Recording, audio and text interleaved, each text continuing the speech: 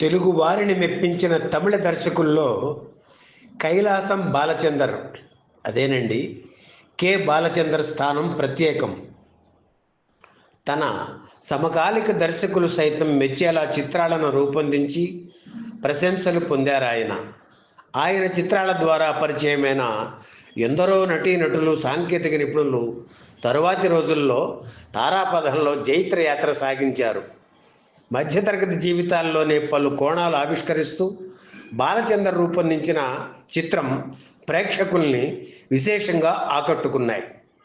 ఆయన రూపొందించిన అద్భుత ప్రేమ కథా చిత్రం మరో చరిత్ర. ప్రేమ కథా చిత్రాల్లో ఓ విప్లవాత్మకమైన మార్పు తెచ్చిన సినిమా ఇది.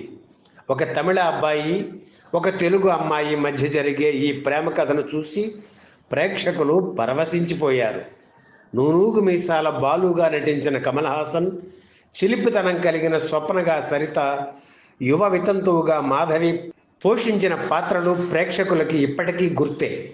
మధ్య వయసులో ఉన్నవారు మరో చరిత్ర చిత్రం పేరు చెప్పగానే వెంటనే తమ టీనేజ్ రోజుల్ని గుర్తు చేసుకుంటారు. 1978 మే 19న విడుదలైన మరో చరిత్ర చిత్ర నిర్మాణ విశేషాలు ఈ వీడియోలో చూద్దాం. ఆండాళ్ళు ప్రొడక్షన్స్ సంస్థ అధినేత రామ అరంగల్ నిర్మించిన తొలి తెలుగు చిత్రం అంతులేని కథ. కె బాలచందర్ దర్శకత్వం వహించిన ఈ చిత్రం సూపర్ హిట్ కావడంతో మరో చిత్ర నిర్మాణానికి శ్రీకారం చుట్టారు రామ అరంగల్. ఈసారి తమిళ రీమేక్ కాకుండా స్ట్రైట్ చిత్రాన్ని తీయాలని ప్లాన్ చేశారు కె బాలచందర్.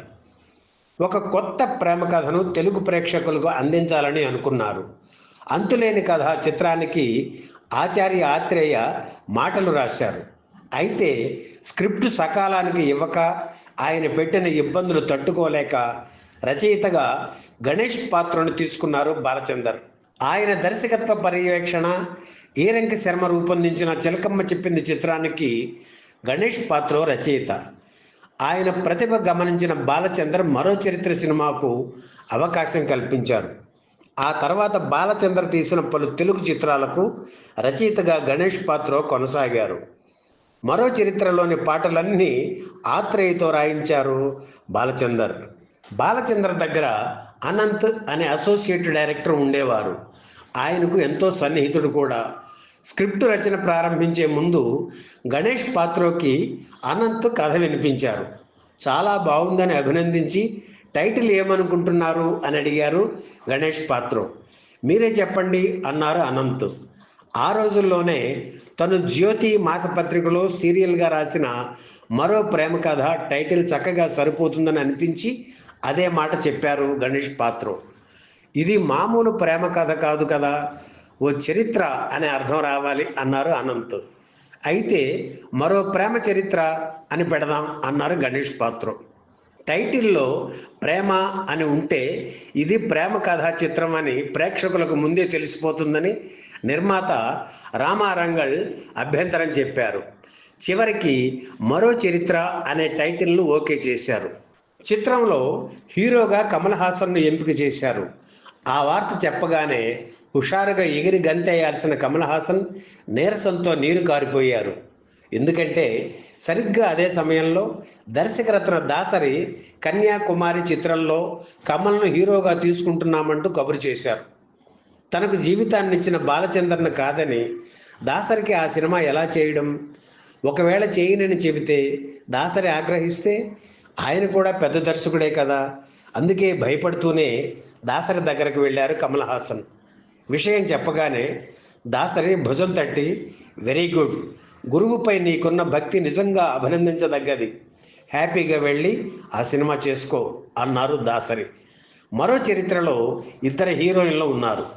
ఒక కథానాయికగా ఊరుమడి బ్రతుకుల చిత్రంలో నటించిన మాధవిని ఎన్నుకున్నారు. ఇక మెయిన్ హీరోయిన్ కావాలి. జయప్రదను అడిగారు. ఆమె చాలా బిజీగా ఉండడంతో డేట్స్ అడ్జస్ట్ చేయలేకపోయారు. ఆనాటి గ్లామర్ సంచలనం దీపని అడిగారు. అప్పటికే ఆమె ఎన్టీఆర్ తీస్తున్న అక్బర్ సలీం అనార్కలి చిత్రంలో బాలకృష్ణ పక్కన చేస్తోంది. ఎంత ప్రయత్నించినా డేట్స్ కుదరలేదు. కొత్త హీరోయిన్ను తీసుకుందామని బాలచంద్ర ఫిక్స్ అయ్యి చాలామందిని చూశారు. ఎంతోమందికి స్క్రీన్ టెస్ట్ చేశారు, ఎవరు ఆయనకి నచ్చలేదు. ఆ సమయంలోనే సంగీత దర్శకుడు తాతినేని చలపతిరావు బంధువుల అమ్మాయి అభిలాష గుర్తుకు వచ్చింది. ఆమెకు సినిమాలు అంటే ఆసక్తి అని చలపతిరావు చెప్పిన సంగతి కూడా స్ఫురణకు వచ్చింది. అభిలాష నల్లగా పొట్టిగా ఉంటుంది. బాలచంద్రకు పరిచయం చేస్తే హీరోయిన్ వేషం కాకపోయినా ఏదో ఒక మంచి వేషం ఇస్తారని ఆమెను ఒకరోజు ఆఫీసుకు పిలిపించి బాలచంద్రకు పరిచయం చేశారు. ఆమెకు రకరకాల పరీక్షలు పెట్టారు, ప్రశ్నలు వేశారు. కానీ అభిలాష భయపడలేదు. ఆమె ధైర్యానికి మెచ్చుకొని మేకప్ టెస్ట్ చేయించారు. స్విమ్ సూట్ వేసుకుంటావా అని అడిగితే ఓ అనేసి స్విమ్ సూట్ వేసుకొని ఫోజులు ఇచ్చింది అభిలాష. కంగ్రాట్స్, నువ్వే మా హీరోయిన్వి అని ఆమెకు షేక్ హ్యాండ్ ఇచ్చారు బాలచందర్. అభిలాష అనే ఆమె పేరుని సరితగా మార్చారు. అంతులేని కథ చిత్రంలో జయప్రద పేరు కూడా అదే కదా. మరో చరిత్ర సినిమాను విషాదాంతం చేయడమే కానీ మొదటి సీన్లోనే క్లైమాక్స్ ఏంటో ప్రేక్షకులకు తెలిసేలా చేసి సస్పెన్స్ దాచకుండా చేసిన ధైర్యశాలి బాలచందర్. క్లైమాక్స్ ఏంటో ఒకసారి సినిమా చూసిన ప్రేక్షకుడు ఎలాగో బయట చెప్పేస్తాడు. ఇంకా మనం దాచి ప్రయోజనం ఏమిటి? పైగా ఇది ట్రాజడీ అని ముందే చెప్పేస్తే ప్రేక్షకులు కూడా ప్రిపేర్ అవుతారు అనేవారు బాలచందర్. విశాఖపట్నం, భీమునిపట్నం, గంగవరం, అరకు ప్రాంతాల్లో మరో చరిత్ర షూటింగ్ జరిగింది.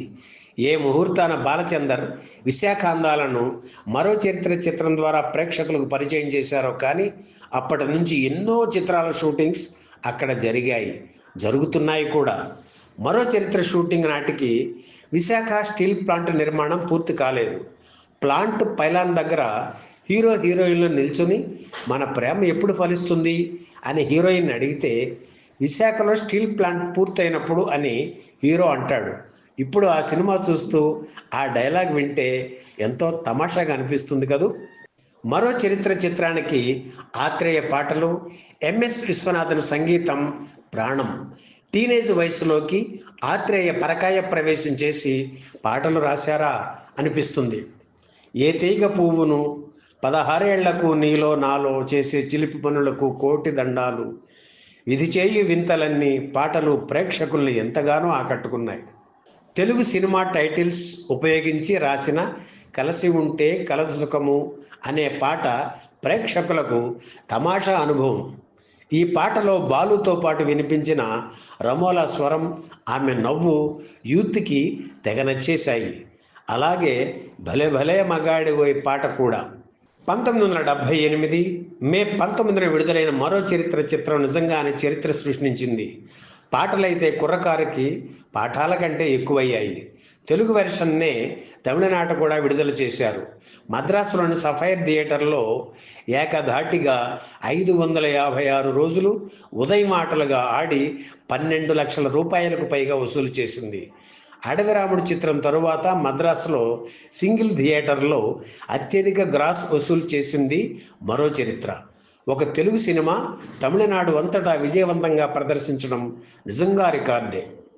ఈ సినిమాని 1981లో దర్శక నిర్మాత ఎల్వి ప్రసాద్ ఏక్ దుజే కే లియే పేరుతో రీమేక్ చేశారు. కమల్ హాసన్కు ఇదే తొలి హిందీ చిత్రం. బాలచందర్ దర్శకుడు, రతి హీరోయిన్. తెలుగు వెర్షన్ను మక్కీ అనుసరిస్తూ హిందీ చిత్రం తీశారు బాలచందర్. మరో చరిత్ర చిత్రాన్ని బ్లాక్ అండ్ వైట్లో నిర్మిస్తే హిందీ చిత్రాన్ని మాత్రం రంగుల్లోనే తీశారు. గాయకుడు ఎస్పి బాలసుబ్రహ్మణ్యం పాడిన తొలి హిందీ పాట తెరే మేరే బీచ్ మే ఇందులోదే. ఈ పాటకు ఉత్తమ గాయకుడిగా జాతీయ అవార్డు అందుకున్నారు ఎస్పి బాలు. మరో చరిత్ర చిత్రాన్ని తమిళంలోకి రీమేక్ చేద్దామని ఎంతోమంది నిర్మాతలు అడిగినా బాలచంద్ర ఒప్పుకోలేదు. ఈ వీడియో మీకు నచ్చితే లైక్ చేయండి, షేర్ చేయండి, వెంటనే సబ్స్క్రైబ్ కూడా చేయండి.